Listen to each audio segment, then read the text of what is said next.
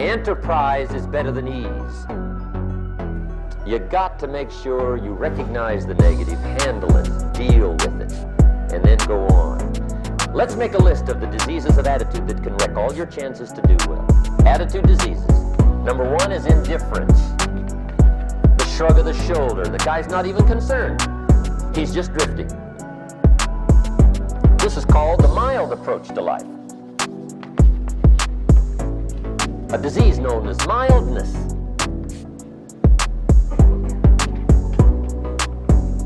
The guy says, well, I can't see getting all that worked up. Well, to be any kind of winner, you gotta get worked up. There's one problem with drift. You cannot drift to the top of the mountain. And the good Lord said in the closing chapters of the Bible, here's the best way to live, one way or the other. That's best. Hot or what's next best? Cold is next best to hot. Not the half-baked middle, lukewarm, not too hot, not too cold. What a sad way to live. Pick a direction and go with everything you got. Just pick one and go. Somebody says, yeah, but what if it's the wrong direction? You'll find out quicker. It won't take you 25 years to wake up and say, oh no, I've been walking the wrong road. I told my staff the other day, next best to prosperity is adversity. If one doesn't get you, pray for the other. We all do better from one of two reasons, inspiration or desperation. Here's the key to the good life. Learn to put everything you've got into everything you do. Whatever you are doing, pour it on. It will quickly open up into opportunity or quickly disclose to you that you ought to be doing something else. The delusion is, if I had a better job, I'd really pour it on. See, that's delusion. Wherever you are, pour it on. Don't give somebody half a job for a day's pay. Pour it on. See, that'll help change your life. Get rid of this disease. Here's the next attitude disease, indecision. Mental paralysis. The guy can't make up his mind and it becomes a disease. Pretty soon he knows he's got it. The guy says, well, I know I'm on the fence. But he says, what if I get off on the wrong side? Listen, after a while it doesn't matter. Just get off. Any side will do. A life full of adventure is a life full of many decisions. The ones that turn out to be wrong give you better experience to make better decisions. So don't see how many decisions you can get out of, see how many you can get into. That's where the adventure is. So shake off this disease, indecision. The next one is doubt. Doubt's like a plague. And one of the worst is self-doubt. There are many, but that's one of the worst. The guy doubts himself. Doubts if it'll last that long for him. Doubts if he can do that well. Doubts if he can make that much. Doubts if he can accomplish all that. A chronic, excellent self-doubter. You can imagine what damage that does to your future. So here's the key. Turn this coin over and become a believer. And there's many things to believe in. One of the majors is yourself. The understanding of self-worth is the beginning of progress. Now, if those three don't get you, this one will. Worry. That's a devastating disease. Worry. Worry causes health problems, social problems, personal problems, family problems. It's devastating. Worry long enough, it'll drop you to your knees. Could reduce you to begging. But I'll tell you what. My advice to you is do what I finally did on worry. Give it up. Who needs it? I'm not saying it's easy. I'm saying it's worth it. It took me almost 1 year to kick the worry habit, and it was not an easy year. It was one of the toughest years I ever spent, but I finally got that monkey off my back. And I discovered you could live the most incredible life free of worry. Not free of challenge, not free of difficulty, free of worry. I learned how to do it, and you can. Here's the next attitude disease. Overcaution. Some people never will have much. They're too cautious. Now, you can also be too reckless, but you can also be too cautious. This is called the timid approach to life. It's all risky. The minute you were born, it got risky. If you think trying is risky, wait till they hand you the bill for not trying. If you think investing is risky, wait till you get the tab for not investing. See, it's all risky.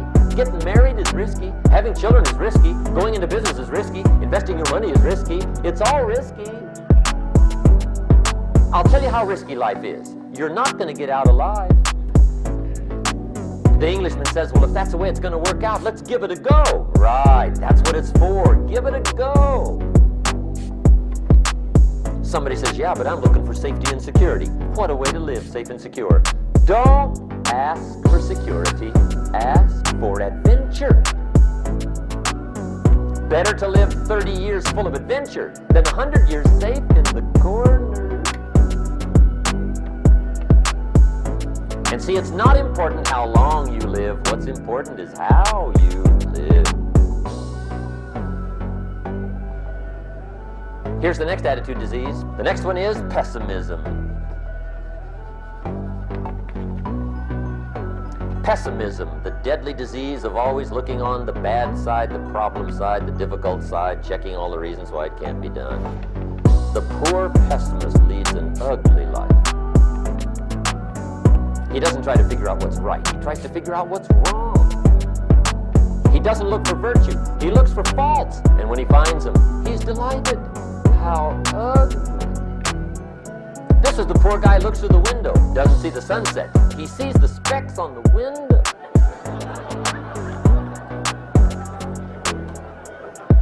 And this is the poor guy, right, who rushes up, takes such leave of his senses. This guy rushes up and he says, I've got 5 good reasons why it won't work. He's so dumb, he doesn't know. All he needs 1. He's got 5.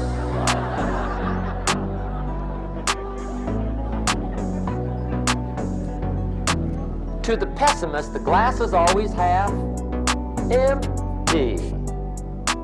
To the optimist, the glass is half full. Why would the same measure affect people 2 different ways? Answer, it all depends on how you look at it. Our lives are mostly affected by the way we think things are, not the way they are. The way we think they are affects us most. There's a subject we don't have time to get into tonight called better thinking habits. One of the major things Shoaff taught me when I met him, he said, poor thinking habits keeps most people poor. Not poor working habits. Most people work hard, but they don't think hard. And Shoaff taught me that the mind is like a factory, a mental factory. And whatever you think about all day long pours ingredients into this mental factory. And that's what builds the economic, social, financial fabric of your life. He quoted me a Bible phrase that says, as you think, so you become. How awesome. When he talked about poor thinking habits, he had me. I used to start the day reading the morning newspaper. I mean, you can believe that or not. I'd get a cup of coffee and read the paper. I'd load up on wars and riots and murders and stabbings and killings and bank robberies and muggings and car wrecks and tragedies. I'd even read the back pages. I seem to like that stuff for some weird reason. I'd load up on all that, and then I'd start the day. You can imagine the kind of days I used to have. You walk around on your financial knees. They call you economic peewee.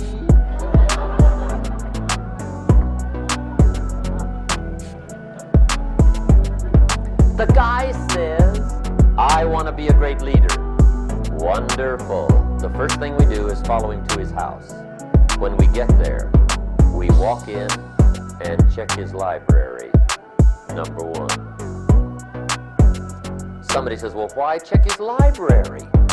The reason is because what a man reads pours massive ingredients into his mental factory, and the fabric of his life is built from those ingredients.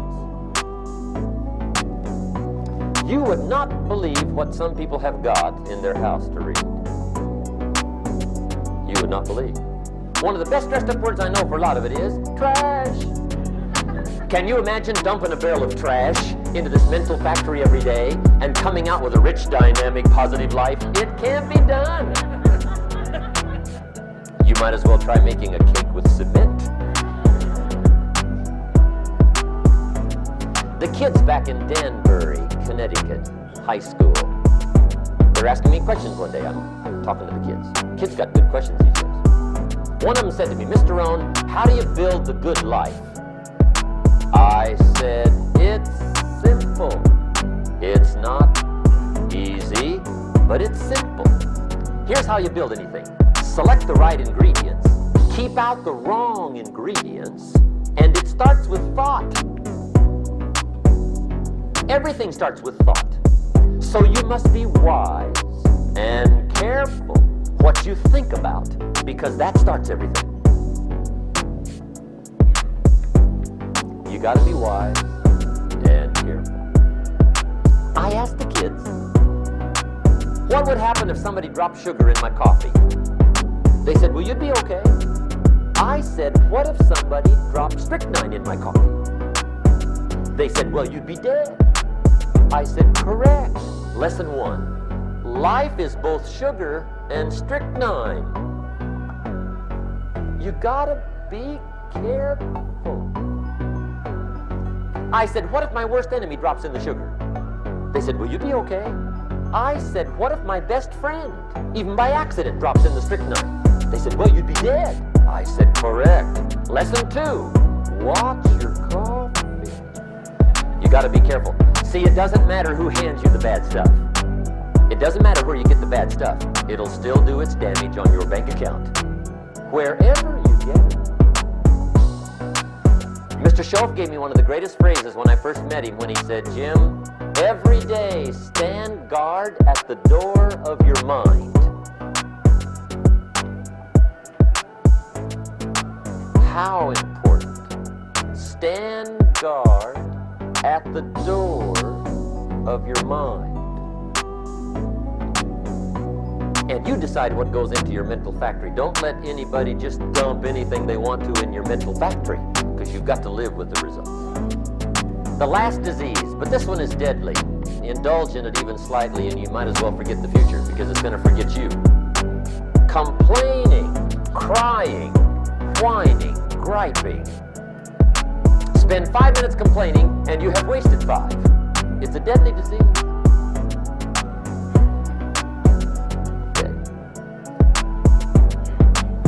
Just be on the lookout of the things that can destroy all the good you start. The war is on. And this evening, tomorrow, mentally, personally, socially, economically, you got to make sure you're winning the war. And this is part of it.